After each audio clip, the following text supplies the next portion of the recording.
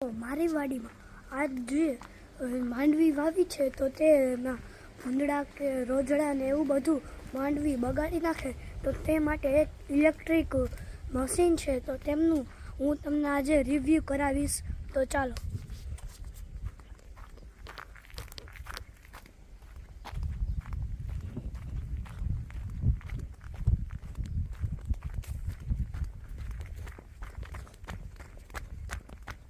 તો આ છે મશીન.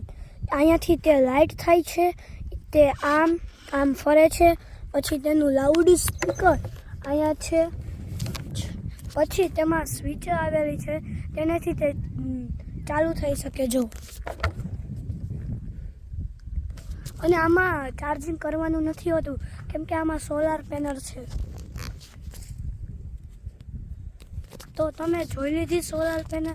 તો આપણી માંડવીમાં કાંઈ રોજડા કે ભૂંદડા ન આવે તે માટે આપણે આવું મશીન નાખ્યું છે. તો તેનું રિવ્યૂ બીજા પાર્ટમાં આવશે.